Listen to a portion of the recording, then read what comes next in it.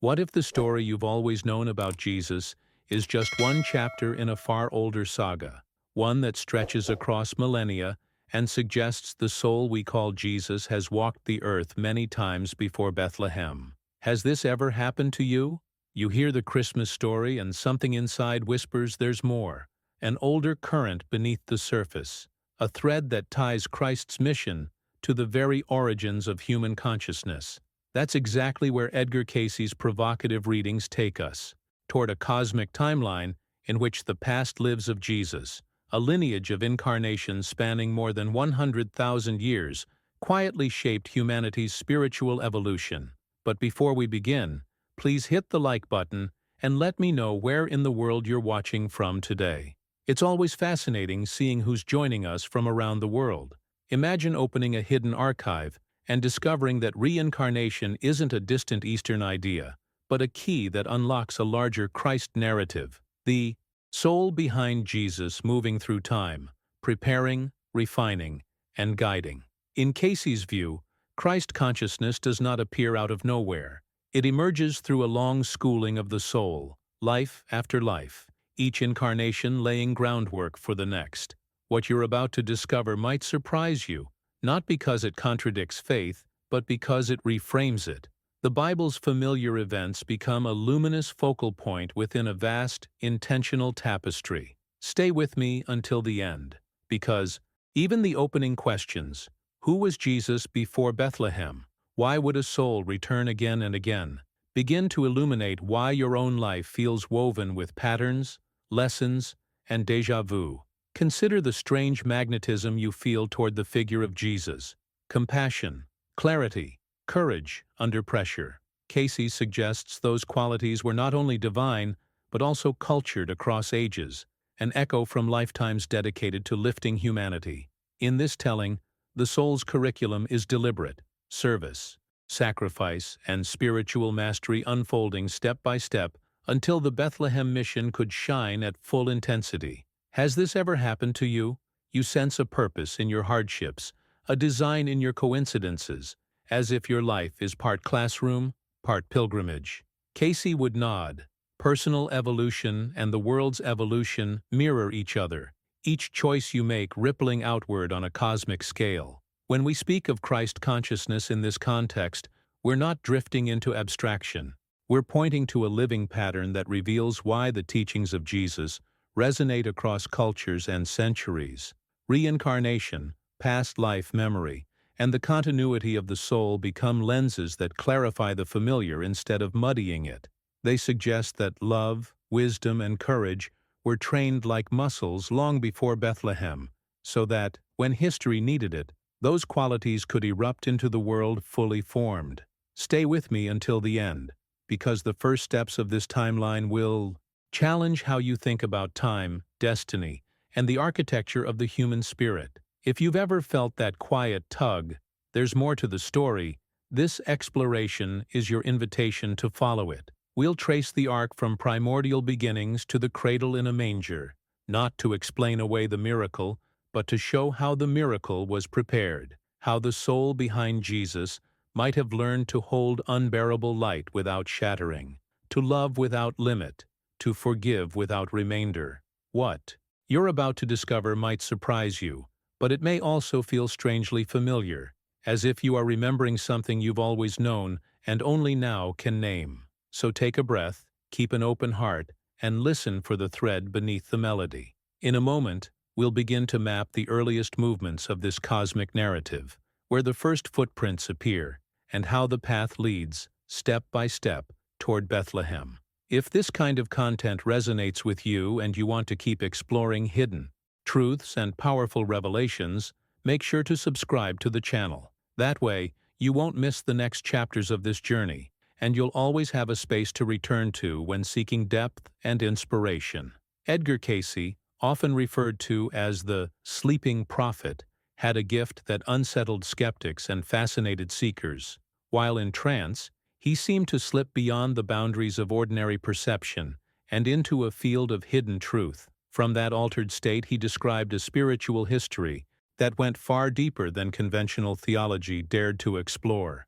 In his readings, Jesus was not a figure who simply appeared in Bethlehem, but the culmination of a long journey of preparation, a soul refining itself across multiple incarnations to embody the Christ mission fully. What you're about to discover might surprise you because Cayce suggested that Jesus' earthly ministry was the visible crest of a wave that had been building for thousands of years, a wave that began in places and times our history books rarely acknowledge. According to Cayce, the first recognizable incarnation of this extraordinary soul was Emilius, a luminous being in the era of Atlantis. Imagine a world both advanced and fragile, standing at the crossroads of transformation. In that ancient setting, Emilius emerged as a leader not of armies, but of consciousness, guiding humanity through the delicate transition from pure spirit into physical form. He carried within him the blueprint for bridging two realms, translating divine intelligence into matter and shaping a vessel, our human body, capable of housing soul and spirit. This wasn't random biology unfolding by accident, but a design crafted with intention, resilience, and purpose. Behind the scenes of evolution, Cayce's narrative tells us there was guidance. Think about the impact of such an idea. If our very bodies were formed with spiritual architecture in mind, then the way we move, perceive, and feel becomes more than just survival mechanics. Our senses, our capacity for love, even our struggles take on the quality of sacred instruments in an ongoing journey. Has this ever happened to you? That fleeting sense when you look in the mirror that your existence carries weight beyond chance? Cayce's vision affirms that intuition. You are the outcome of a long and deliberate act of divine creativity. The story of Emilius highlights a hidden truth, that matter itself was sculpted to express consciousness, not the other way around. This revelation reshapes mindset. Instead of imagining ourselves as wanderers lost in a mechanical universe, we begin to see that we are participants in a vast curriculum of transformation. The incarnation of Emilius sets the stage for a soul that would return again and again, each life refining specific virtues, gaining clarity, preparing for the mission that would eventually take form in Bethlehem. Great works, Cayce suggests, are not forged in a single moment of brilliance, but in the layering of countless experiences. Every decision, every trial, every failure contributes to the readiness of the soul. That perspective alone changes how we view our own challenges. What if the setbacks we face are not dead ends, but lessons, rehearsals, even hidden blessings preparing us for a greater unfolding? The narrative of 30 lifetimes toward a singular purpose paints a picture of staggering patience. It asks us to consider time not in years or decades, but in epochs. A soul entrusted with humanity's awakening would require much more than a single lifetime of preparation. Each incarnation functioned like a piece of a grand puzzle, sharpening qualities that would one day converge in Jesus' public ministry: compassion, clarity, resilience, the power to forgive, and the courage to stand as a light in the midst of darkness. In this sense, reincarnation becomes more than a mystical curiosity. It becomes the behind-the-scenes mechanism of spiritual evolution. Now, I want to go even deeper into this topic by looking closer at the role Emilius played in Atlantis, how he not only influenced early humanity's direction, but also helped establish the very framework that would allow souls to incarnate with purpose. Understanding this first step unlocks the entire journey that follows, a path woven with design, intention, and revelations that still ripple into our present moment. Write in the comments, "This makes sense to me," if you've ever felt that your own life carries echoes of preparation, as if each experience is part of something far larger than it appears. When you begin to see reincarnation, not as a cycle of random returns but as a deliberate unfolding, everything changes. The idea that each life is a step in a purposeful design reshapes how we interpret our struggles, our choices, even the encounters we often dismiss as coincidences. Edgar Cayce's readings invite us to shift our mindset. Life isn't just about surviving from birth to death. It's about participating in a cosmic curriculum where nothing is wasted, not even our failures. Every decision becomes a brushstroke in a far larger painting, one we can't yet see in its entirety, but which carries a hidden order, a structure guiding us toward transformation. This perspective lifts the weight of meaninglessness and replaces it with responsibility, suggesting that our journey is not only personal, but interconnected with a greater design of evolution. Aemilius embodies this principle perfectly. Described as the first incarnation of the soul, later known as Jesus, he represents the bridge between spirit and matter. Imagine the enormity of such a task, standing between pure consciousness and physical reality, translating the language of divine intelligence into a form that could thrive on earth. Aemilius was not simply a figure of myth, but the archetype of the architect, the one who understood both the invisible blueprint and the material clay. Through him, spirit found a way to descend without losing its essence, and matter found a way to rise into purpose. Behind the scenes of human development, Cayce paints the image of a consciousness capable of guiding the transition, so humanity could one day fully express both body and soul in harmony. What makes this revelation so powerful is the implication it carries for how we see ourselves. If our bodies were deliberately designed rather than haphazardly assembled, then every part of us, from our senses to our emotions, carries intentionality. The eyes that perceive beauty, the hands that create, the heart that aches with compassion. None of these are accidents. They are features, coded into us as part of a divine project. This doesn't mean life is free of hardship. In fact, the design includes challenge, because without resistance, there is no growth. Think of how a musician must struggle through practice to master an instrument, or how an athlete's body strengthens only when tested. In the same way, the human body becomes both a vessel and a training ground, crafted to refine the soul's ability to embody love, wisdom, and resilience. Now, imagine looking at your own reflection with this understanding. What you see is not just flesh and bone, not just the product of chance or genetics, but the culmination of eons of careful refinement. The human form itself is a sacred instrument, tuned to house consciousness and capable of transmitting creativity into the material world. This is the hidden truth that Cayce reveals.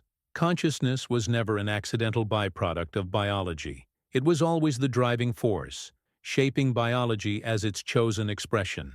When viewed from this lens, the body ceases to be something ordinary. It becomes extraordinary, the meeting place where divine intelligence chose to dwell. This awareness creates an impact on how we live. When we understand our body as a vessel of spirit, our relationship to it shifts.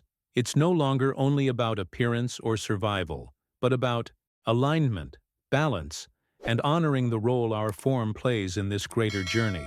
Suddenly, even the simple act of breathing carries meaning, a rhythm through which spirit and matter remain connected. Every heartbeat echoes the decision of consciousness to take form. Every thought, every gesture becomes part of the dialogue between the infinite and the finite. Now, I want to go even deeper into this topic by exploring how this bridge between spirit and matter reveals itself in the unfolding of human history. Because Aemilius did not act in isolation, his presence set into motion a pattern that would shape cultures, ideas, and the very evolution of consciousness itself. If this vision of life as a designed journey resonates with you, write in the comments, "I'm also on this path." It's a way of affirming not only that you see the hidden architecture behind existence, but that you recognize yourself as part of it. If consciousness comes before matter, then everything we see around us, the mountains, the oceans, the stars, and even our own bodies, takes on an entirely new meaning. Instead of being random structures that happen to emerge from chaos, they become expressions of an intelligence that was always present, always guiding. This perspective changes the way we relate not only to our environment, but to ourselves. The body, far from being a cage or an obstacle, becomes an instrument. It is the means through which spirit plays its melody on earth, translating unseen intention into visible action. The hidden truth is that we are not matter struggling to become aware. We are awareness shaping matter so it can serve as our vessel. Think about the impact of that realization on daily life. The way we breathe, move, and feel is no longer trivial. It is sacred design in motion. To eat, to walk, to embrace someone is to engage with a body that was built not just for survival, but for participation in the great unfolding of human evolution. When we treat the body with neglect, we are not just ignoring a machine, we are disregarding an instrument tuned for divine expression. When we honor it through care, rest, and mindful living, we align with the original intention that shaped us. Self-care then becomes more than a personal choice. It transforms into reverence, a decision to respect the architecture of life itself. This shift in mindset invites us to rethink our relationship with everyday experiences. The senses are not distractions pulling us away from spirit, but carefully designed tools allowing spirit to experience depth, color, and connection. The warmth of the sun on your skin, the sound of laughter, the beauty of music. Each moment is consciousness finding expression through form. Even our capacity to suffer, to feel anger, or to wrestle with doubt has its place in this design, because these experiences test, stretch, and ultimately refine the soul's ability to embody higher qualities. The human body is not simply a container, it is a collaborator in our spiritual journey. Behind the scenes of our ordinary days lies a field of influence that extends beyond what we can see. Every decision, every emotion, sends ripples into this field, affecting not only us, but those around us. When anger is expressed destructively, it distorts the harmony. When compassion is offered, it restores balance. Cayce's perspective echoes modern discoveries in physics, where observation and intention appear to shape reality itself. In other words, we are not passive observers in the universe. We are active participants, weaving threads into the fabric of existence with each thought and gesture. This hidden architecture means that the small choices we make hold greater weight than we imagine. Choosing forgiveness instead of resentment, patience instead of frustration, or love instead of indifference alters more than our mood. It contributes to the wider evolution of consciousness. The body becomes the stage where these choices are acted out, the canvas on which invisible forces paint their visible outcomes. What you think, what you feel, what you do, it all matters, and not just for you, but for the field of life that surrounds you. Now, I want to go even deeper into this topic by exploring how this understanding transforms our perception of human history itself. Because when we accept that consciousness guided matter from the beginning, the entire story of humanity takes on new dimensions. Write in the comments, "This makes sense to me," if you've ever felt that even your smallest decisions carry an influence beyond what you can see. Because that awareness is exactly the kind of awakening this hidden truth is meant to spark. When the story of Emilius fades into the background of Atlantis, another figure rises from the pages of hidden history. Enoch. Unlike Emilius, who shaped the very form of humanity, Enoch walked fully within that form and showed what it meant to live awake inside it. He carried within him the discipline of conscious remembrance, the ability to hold divine awareness while moving through the density of physical life. This is not an abstract skill. It is a way of being that demands attention in every breath, in every decision, in every step through the ordinary world. Enoch's life demonstrates that transcendence does not require escaping matter. It calls for remembering spirit while engaging it. This principle of remembrance is as relevant today as it was thousands of years ago. How often do we move through our days on autopilot, reacting instead of choosing, forgetting the deeper current that flows beneath our experiences? Enoch's model challenges that mindset. He shows that the true transformation begins when we remember who we are while living in the midst of what life demands. His discipline was not about withdrawing into silence alone, but about carrying that silence into conversation, into responsibility, into community. In that sense, he is not only a historical figure, but a mirror for our own struggles with awareness. Beyond his way of living, Enoch is remembered for his writings, texts that preserved wisdom at a time when most traditions were spoken and easily lost. These early documents became more than teachings for his generation. They were seeds planted for future eras. Scholars have found fragments connected to his ideas in the Dead Sea Scrolls, echoes of thoughts that would later find resonance in Christianity and other mystical traditions. The hidden truth here is that wisdom does not vanish. It evolves. It reappears dressed in the language and symbols of each age, but the essence remains the same. Through Enoch, we see how knowledge is carried forward like a flame, passed from one generation to the next, lighting the path for those who come after. This continuity is what makes his role so profound.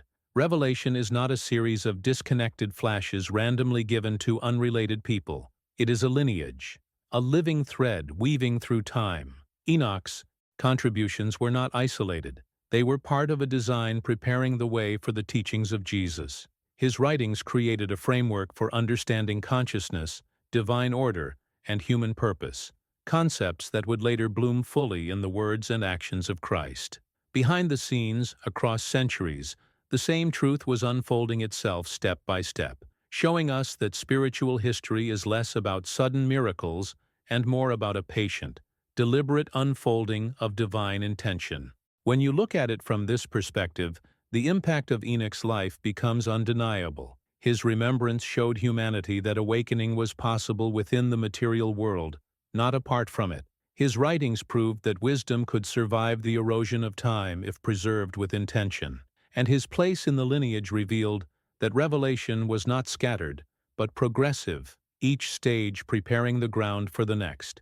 It challenges us to see our own lives differently, to ask whether the choices we make, the ideas we share, and the way we live might also be part of something much larger than we imagine. Now, I want to go even deeper into this topic by exploring how this thread of revelation continued to weave itself into history, reappearing in figures whose presence bridged heaven and earth. If you feel this hidden continuity makes sense, write in the comments, "I see the thread." It's a way of affirming that you recognize the journey of wisdom not as random fragments, but as a living current flowing through time. Enoch's true brilliance was not only in what he perceived, but in what he could translate. To glimpse transcendent realities is one thing, but to bring them down into a language that ordinary seekers could grasp is another. He became a bridge, a translator between realms, taking truths that seemed too vast, too luminous, and shaping them into principles that could be lived. This role of interpreter carries enormous weight, because without translation, higher wisdom risks being lost in abstraction. Enoch's teachings reveal a hidden truth. Divine knowledge was never meant to remain locked in inaccessible dimensions. It was meant to transform lives here and now. That is why his legacy endured, not as an untouchable mystery, but as a path of remembrance that could be practiced in daily life. Out of this thread of evolving revelation emerges the figure of Melchizedek, a mysterious presence who embodied the perfect fusion of spiritual and earthly authority. He appears in sacred texts without genealogy, without beginning or end, almost as if he existed outside the boundaries of ordinary time. To the people of his era, Melchizedek was both king and priest, a union that is rare in history, where power and sanctity are often held in tension. His very name, meaning King of Righteousness, suggests a mission to anchor divine order in human society. In him, the lineage of wisdom found another vessel, one capable of holding both governance and grace. His role was not simply symbolic, it demonstrated how leadership could be rooted not in domination, but in alignment with the higher laws of spirit. The hidden impact of Melchizedek's presence becomes clearer when we recognize how his actions foreshadow rituals that still shape religious practice today. The moment he offered bread and wine to Abraham may seem simple on the surface, but within it lies profound symbolism. That act became the prototype for what later generations would know as communion, the sharing of sacred elements as a gesture of union between the human and the divine. Long before it became formalized in Christianity, the essence of communion was already being enacted in this ancient exchange. It was as though Melchizedek's role served to plant a seed, one that would blossom thousands of years later when Jesus broke bread with his disciples and declared it a covenant of love. Seeing the continuity between these figures challenges us to rethink how revelation unfolds. It is not fragmented, not accidental. Each life, each gesture, carries forward a thread in the same tapestry. Enoch translated cosmic truths for seekers, making them accessible. Melchizedek embodied divine order in human leadership, showing that power can serve righteousness rather than self-interest. And the act of communion, first hinted at in his meeting with Abraham, set the stage for a practice that would remind humanity for centuries that divinity is not distant, it is something we partake of, something we carry within ourselves. This is where the journey takes on a different dimension. We begin to see how these incarnations are less about isolated stories and more about preparing the human heart to recognize patterns, to sense the echoes of eternity in the events of time. The mindset shifts. Spiritual history is not a collection of myths, but a curriculum. Every figure represents a lesson, every ritual a symbol, every life an instruction for the soul's unfolding. When you step back and view it like this, the impact becomes undeniable. What seemed like scattered episodes across distant centuries now reveals itself as a carefully orchestrated journey leading toward something greater. Now, I want to go even deeper into this topic by exploring how the mysterious figure of Melchizedek may have influenced writings like the Book of Job, and how his presence rippled into practices that shaped the spiritual foundation of entire civilizations. Write in the comments, "I see the pattern," if you sense how these stories connect, like pieces of a larger design, because acknowledging the thread is part of awakening to the hidden truth behind them. When we look closely at the hidden fingerprints scattered across sacred texts, the presence of Melchizedek seems to reappear in ways most readers never notice.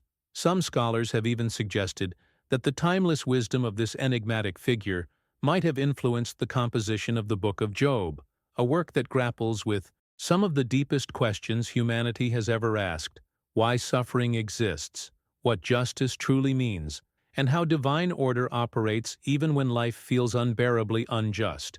If Job was indeed shaped by the same consciousness embodied in Melchizedek, then the book's power makes even more sense. It is not just poetry about pain, it is a coded lesson about resilience, alignment, and the hidden truth that trials refine rather than destroy. The echoes of Melchizedek's perspective in Job reveal how wisdom transcends the boundaries of a single lifetime, flowing like a river through different channels, always adapting but never losing its essence. This continuity helps explain why Melchizedek has been revered across traditions that often appear divided. Judaism, Christianity, and even strands of mystical Islam acknowledge him in their own ways. His presence is like a bridge, reminding us that beyond doctrines and dogmas, there exists a shared ancestry of spirit. This bridging is not only theological, it is also practical. It shows that unity is possible when we trace our stories back to the common thread of truth, rather than stopping at the surface-level distinctions.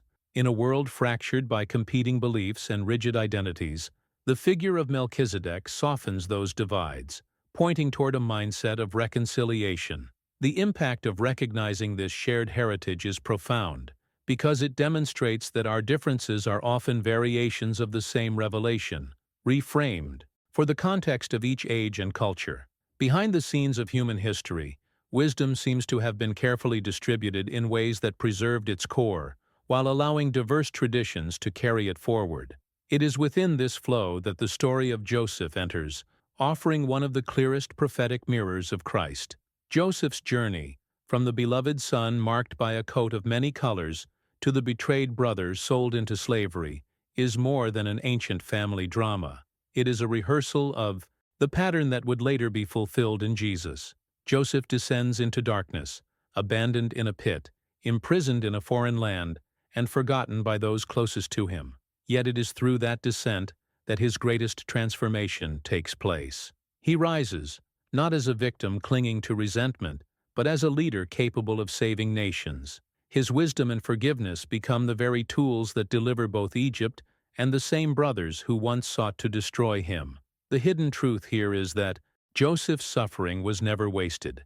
It was preparation. When viewed through this lens, Joseph's story is not simply a tale of betrayal and triumph, but a symbolic foreshadowing of Christ's mission. Both were betrayed for silver, both were condemned unjustly, and both used their exalted position not for revenge, but for redemption. Joseph's words to his brothers, "You meant it for evil, but God meant it for good," become a prophetic whisper of the cosmic purpose that would later be revealed through Jesus' sacrifice. What seems like loss on the surface often hides a deeper victory. This is the kind of perspective that can change how we interpret our own setbacks.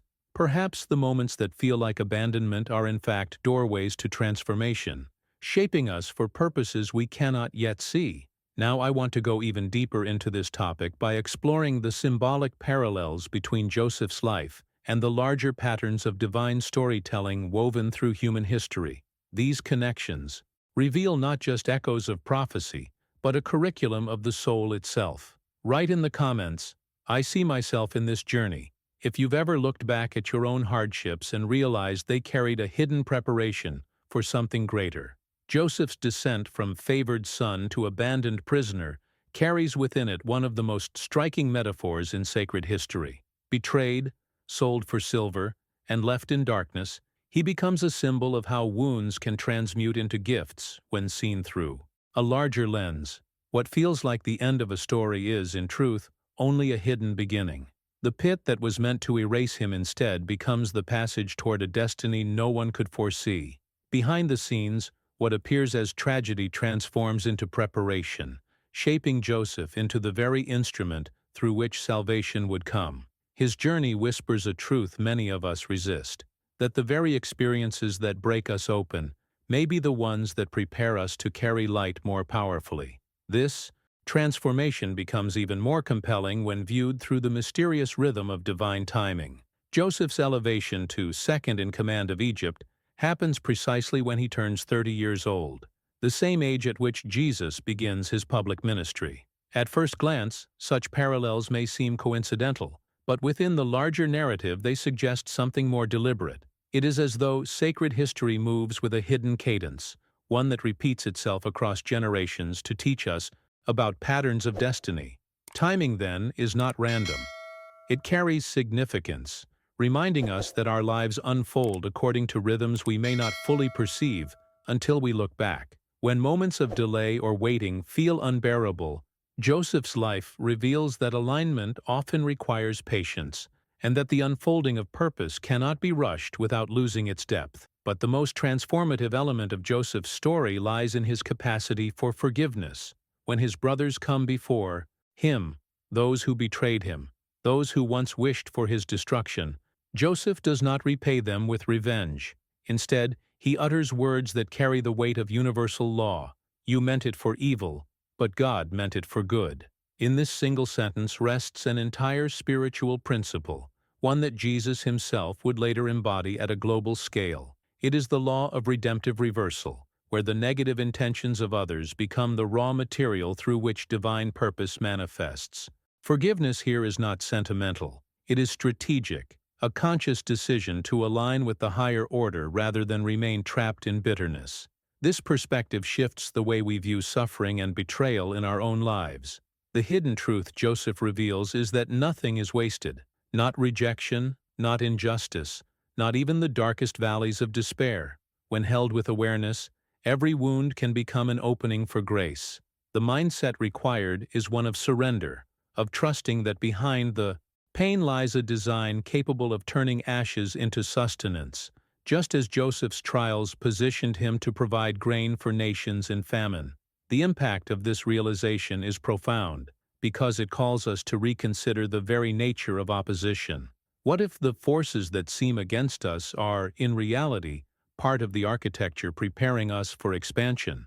Now, I want to go even deeper into this topic by exploring how Joseph's reconciliation with his brothers foreshadows the greater reconciliation Jesus would later bring to humanity. Both narratives point toward a cosmic journey where betrayal becomes the soil of redemption, and love becomes the final answer to every wound.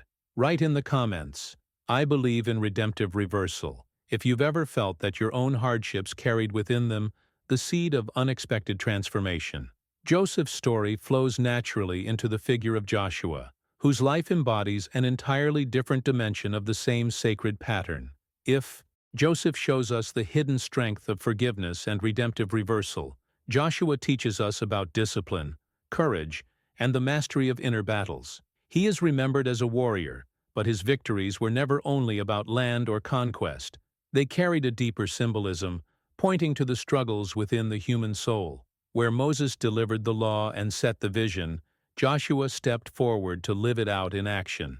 His journey reveals the transition from theory to practice, from receiving divine principles to applying them under pressure.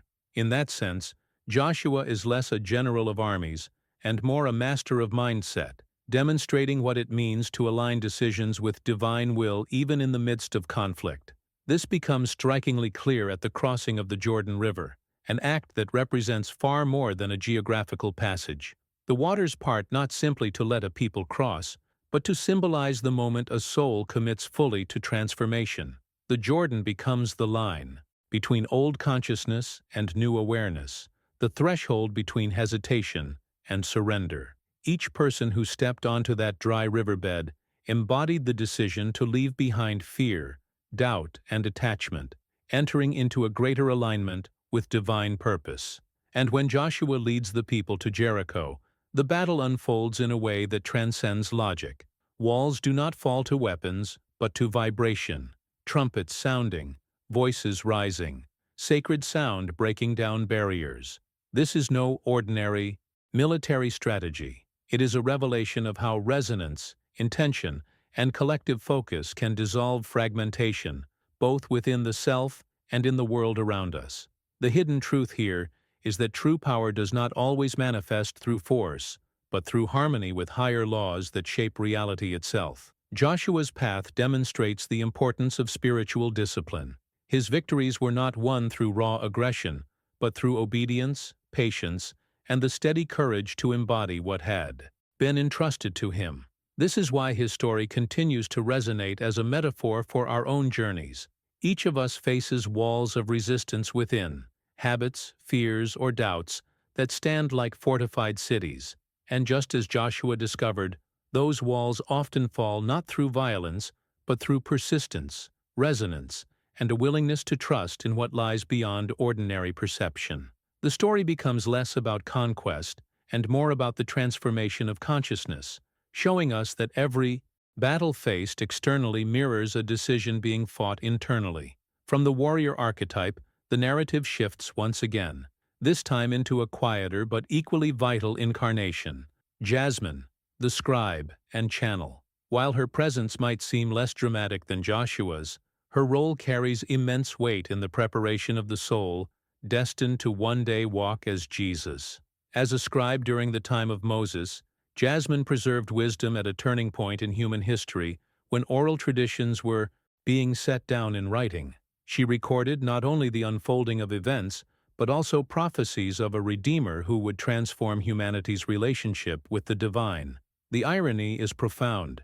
Without realizing it, she was writing her own future mission, laying the groundwork for the voice she herself would later carry as Jesus of Nazareth. Jasmine's life shows us that preparation does not always look like battle or spectacle. Sometimes it appears in the quiet work of preserving, documenting, and listening. She represents the channel through which divine insight could flow into human history, ensuring that wisdom would not be lost but safeguarded for generations. Her skills in language, her sensitivity to the unseen, and her commitment to truth were not random traits. They were deliberate experiences refining the soul for a far greater purpose.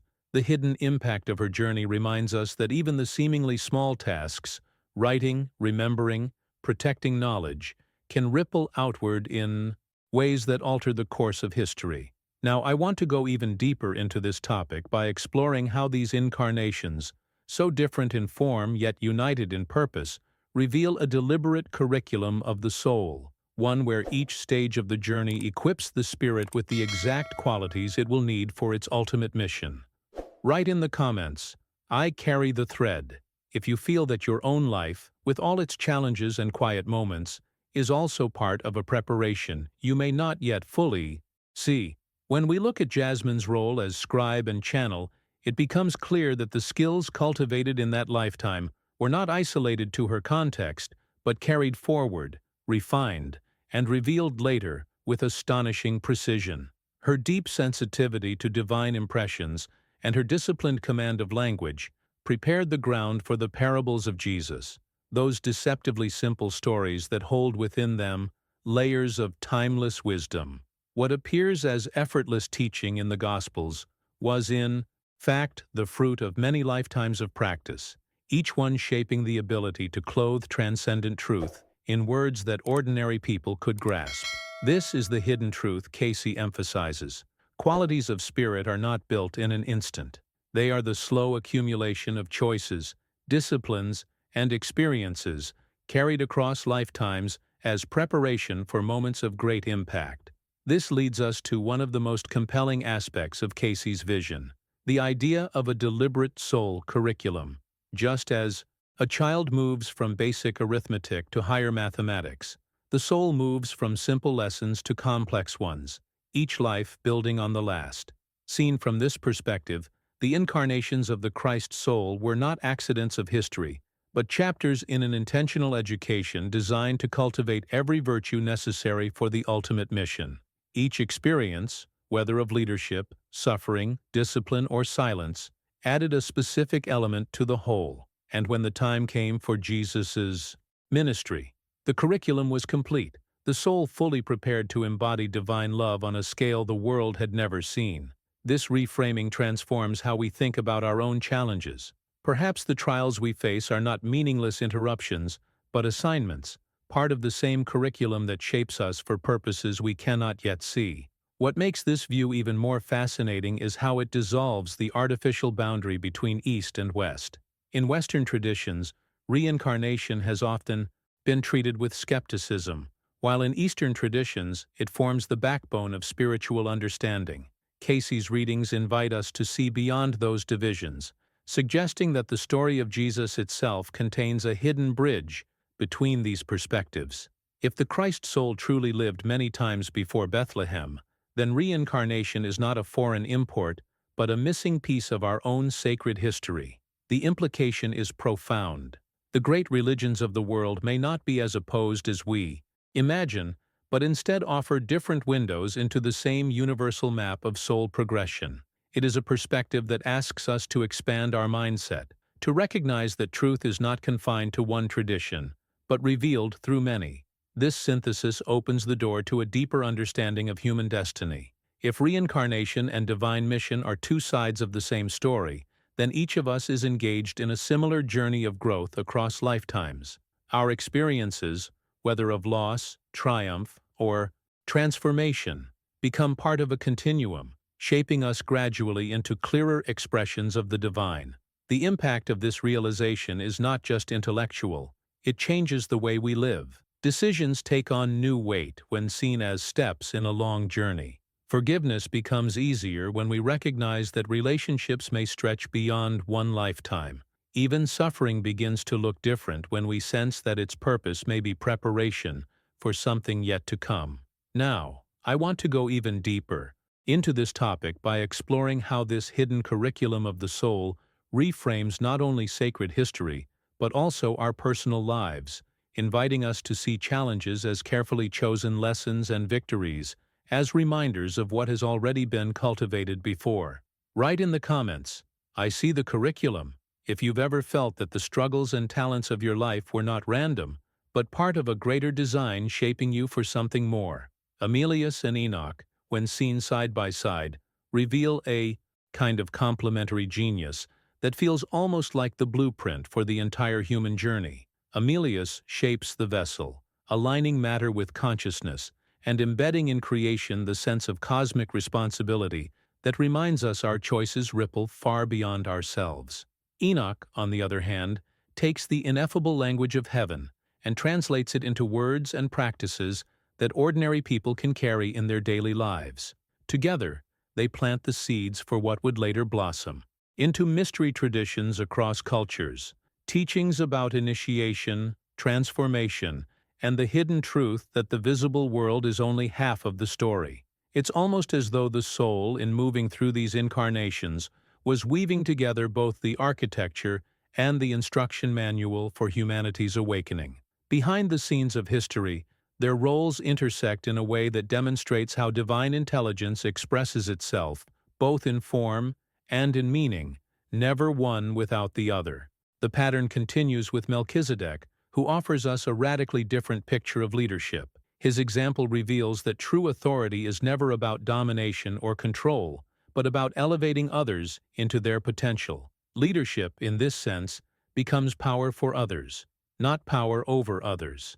The mindset he embodies turns hierarchy into service, transforming influence into a sacred responsibility. When we look at the state of our modern world, with its obsession with status, competition, and personal advancement, Melchizedek's way feels almost revolutionary. He reminds us that authentic leadership is measured not by how many follow, but by how many are empowered to rise. This hidden model of authority challenges us to rethink the very structures we live within, asking whether they uplift or oppress, whether they liberate or confine. And it offers us a revelation. That power aligned with righteousness doesn't diminish freedom, but multiplies it. Then comes Joseph, whose journey shows us another layer of preparation, the alchemy of compassion. His suffering did not harden him into bitterness, but refined him into someone capable of extraordinary grace. Betrayed, abandoned, and falsely accused, he emerges not with vengeance, but with wisdom tempered by mercy. This combination is rare and powerful, because it shows that true strength is not only the ability to endure, but the capacity to transform pain into empathy. Joseph's life becomes a living example of how suffering, when held with awareness, becomes the crucible for higher virtues.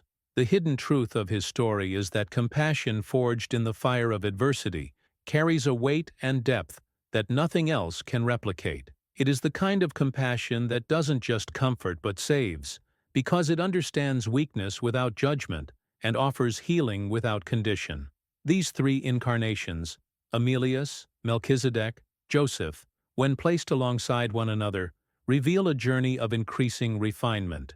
First, the vessel is built, then leadership is redefined, and finally, compassion is elevated into a principle that can heal even betrayal. Together, they form a continuum of transformation that illustrates how the Christ soul was preparing, life by life, to carry the ultimate mission. Each stage adds another dimension, shaping not only the capacities of a single soul, but also offering humanity enduring archetypes to follow. What makes this perspective so compelling is how it reframes history itself as a school where great figures do not merely appear, but emerge from the patient layering of experience. Now, I want to go even deeper into this topic by exploring how the next incarnations continued this curriculum, amplifying these qualities until they converged fully in the figure of Jesus. Write in the comments, "I see the refinement," if you've ever sensed that the challenges of your own life were slowly shaping you into someone capable of carrying more wisdom, more strength, and more love than before. As the stories of these incarnations unfold, it becomes clear that they all point toward a single destination: perfect love. This love is not sentimental or confined to human romance, but the force that dissolves fear, erases separation, and binds all of existence into one living current. Every incarnation of the Christ soul, whether as architect, king-priest, or betrayed redeemer, carried pieces of this lesson, gradually embodying it until it could be expressed without distortion. Perfect love is the hidden truth behind the journey, the point toward which every trial, every decision, and every act of remembrance was leading. It is the state in which consciousness and matter no longer resist each other but work together, where divine will and human action merge into harmony. When viewed this way, all of history looks less like chaos and more like a long preparation for humanity to finally see love not as an emotion, but as the ultimate law of the universe. What makes this vision even more powerful is that love, once embodied, does not remain confined to the individual.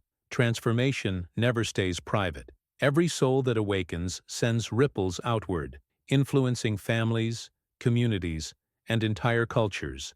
The impact of one act of forgiveness, one decision to show compassion, or one life lived in alignment with higher truth extends far beyond the person who makes it. Joseph's choice to forgive, for example, didn't only redeem his brothers, it preserved nations. Joshua's disciplined alignment didn't only open rivers, it guided a people into new consciousness. Each victory of love, no matter how small, shifts the collective field. This is why the path of the soul is never just personal. It is always connected to the larger journey of humanity. Behind the scenes of history, individual transformations have been the catalysts for collective evolution, even when their influence wasn't recognized at the time. Cayce's readings go even further, suggesting that this unfolding isn't entirely left to chance. Higher intelligences, beings attuned to cosmic law, intervene at key moments to nudge humanity forward. Sometimes their interventions are subtle, a whisper of inspiration, or a shift in collective awareness. Other times they are disruptive catalysts that dismantle outdated patterns, forcing humanity to adapt and expand. These interventions are not punishments, but necessary corrections when we drift too far from the path of growth. They remind us that transformation often comes through resistance, that the breakdown of old structures is the doorway to new creation. Just as muscles only grow when stretched, humanity evolves when challenged, guided by unseen hands ensuring the story moves toward its destined climax. The hidden truth here is that history itself can be read as a series of interventions, each one aligned with a cosmic blueprint that seeks to awaken us to our true nature. Wars, shifts in consciousness, collapses of civilizations, and sudden leaps in understanding may feel chaotic when lived through, but from the perspective of the soul's curriculum, they are part of the larger orchestration. The Christ soul, through its incarnations, embodied this process directly, experiencing betrayal, captivity, battle, silence, and revelation, not as random events, but as deliberate steps in the unfolding plan. And through that example, we are invited to see our own lives differently. What if the disruptions we resist are actually interventions designed to free us from illusions? What if every dismantling carries within it the seed of renewal? Now, I want to go even deeper into this topic by exploring how these disruptive catalysts, though often painful, serve as turning points not just for individuals, but for entire civilizations, reshaping the way humanity perceives itself and its place in the cosmos. Write in the comments, "I trust the blueprint," if you've ever looked back at a difficult season of your life and realized it carried the very shift you needed to step into a new chapter. When Edgar Cayce described the lives of Jesus and the many souls he read for, he noticed something extraordinary. The same patterns kept surfacing, no matter the person, time, or place. Soul growth follows a rhythm that repeats itself like a hidden score behind the music of existence. First, there are the basic lessons: learning to honor the body, respect relationships, and navigate the material world responsibly. Then come the repeating challenges, those moments that show up again and again, until the lesson is truly integrated. Finally, there are the breakthroughs, those luminous moments when alignment with higher truth transforms struggle into wisdom. This cycle appears universal, reminding us that our personal experiences, even the ones that feel unbearably unique, are actually part of a much larger journey. The hidden truth is that no lesson is wasted. What we fail to master returns with patience, not as punishment, but as another chance to grow. Cayce also suggested that history itself moves in waves, with certain periods drawing large numbers of mission-driven souls into incarnation at the same time. He believed we are living in such a pivotal era now. Perhaps this explains why so many people feel an unexplainable pull toward awakening, as though something within them is stirring that cannot be ignored. It is as if threads of destiny and free will are weaving together into a vast tapestry of collective transformation. This wave is not random. It arises when humanity stands at crossroads, when outdated patterns must collapse to make room for higher consciousness. And if you feel the urgency of change in your own life, you are not alone. You may be part of this wave, called to embody the qualities needed for humanity's next leap forward. The impact of recognizing this is profound, because it shifts your sense of purpose from isolated ambition to participation in something much greater. Within this framework, Jesus' incarnations no longer stand only as distant objects of admiration, but as a living roadmap. His journey demonstrates the very stages Cayce described: discipline, compassion, surrender, and ultimately the full flowering of perfect love. Each life was a rehearsal, a refining of qualities that culminated in the Christ mission. Yet this is not meant to inspire worship from afar. It is an invitation to imitation. The lessons are not abstract ideals.